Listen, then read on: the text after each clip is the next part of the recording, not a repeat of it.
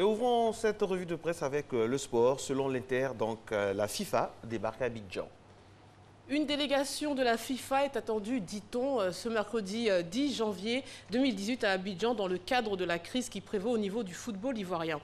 Cette délégation, dont la composition n'est pas connue, arrive sur les bords de la lagune Ébrié au moment où la FIFA et 42 clubs et regroupements d'intérêt demandent une assemblée générale extraordinaire pour démettre Sidi Diallo, le président en exercice de la FIFA.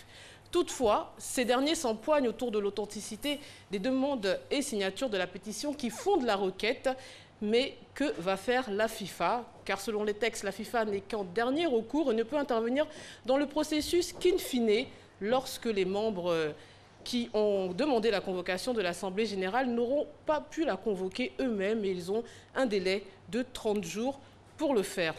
Alors même qu'on se trouve encore dans ce délai, quel intérêt y a-t-il à appeler la FIFA à la rescousse et que celle-ci débarque à Abidjan prestement, s'interroge l'article. L'intelligent d'Abidjan, lui, a recueilli l'avis d'experts sportifs au sujet de la crise interne à la FIFA. Notre consultant sportif Patrick Guité affirme que voguer sur l'élimination des éléphants pour exiger la démission de Sidi Diallo est un peu facile, même si la démarche est légale.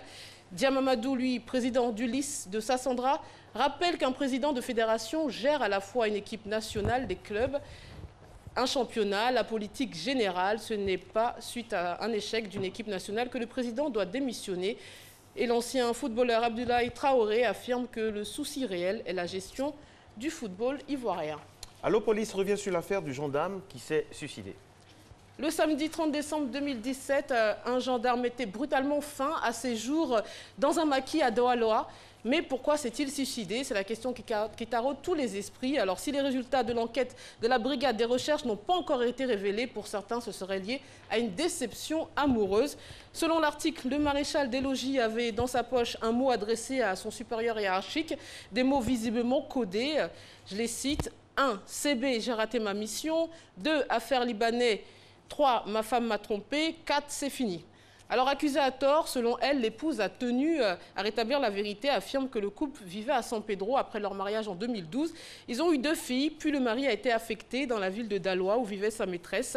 Fou d'elle, il faisait tout pour elle et jusqu'à ce qu'il apprenne, bien sûr, peu de temps avant son suicide, qu'elle était enceinte finalement d'un autre homme. Je rappelle, mesdames et messieurs, que c'est à Daloa. La presse s'inquiète de la santé mentale du président américain Donald Trump. Alors que le livre de Michael Wolff, Fire and Fury, publié le 5 janvier dernier, révèle le chaos que génère donc le président américain et alimente les doutes sur sa santé mentale. Donald Trump organise donc sa défense. Rex Tillerson, le chef de la diplomatie américaine, dont les relations sont assez houleuses avec Trump, a nié avoir remis en question la santé mentale du président des États-Unis sur CNN. Mais le plus vif pour se défendre, c'est bien sûr le président américain lui-même qui riposte sur Twitter dans une défense extraordinaire, relate le New York Times. Alors vous allez voir apparaître des tweets à l'écran.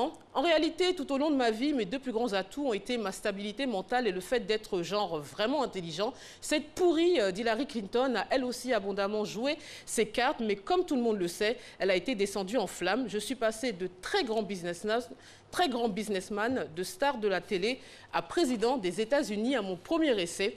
Je pense que cela démontre que je suis non pas intelligent, mais un génie très équilibré.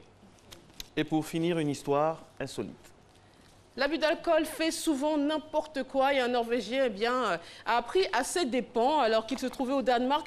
Pour le Nouvel An, il a voulu rentrer chez lui en Norvège en taxi, complètement ivre. Il commande alors un taxi sans vraiment réaliser que sa course à plus de 600 km allait lui coûter très cher. Le chauffeur de taxi le prend en charge et après avoir traversé le Danemark et la Suède, l'homme arrive enfin chez lui en Norvège et doit régler 1 800 €, soit près de 1 200 000 francs CFA. Mais arrivé chez lui, il refuse de payer et rentre se coucher. Le chauffeur a appelé la police qui a sorti l'homme de son lit afin qu'il paye sa course. Merci beaucoup, Fatim Djedje. On vous retrouve demain. Voilà ce qui arrive quand on ne maîtrise pas sa comptabilité. Et notre consultant Jean-Baptiste Quadio est avec nous. Avec lui, on verra la gestion financière.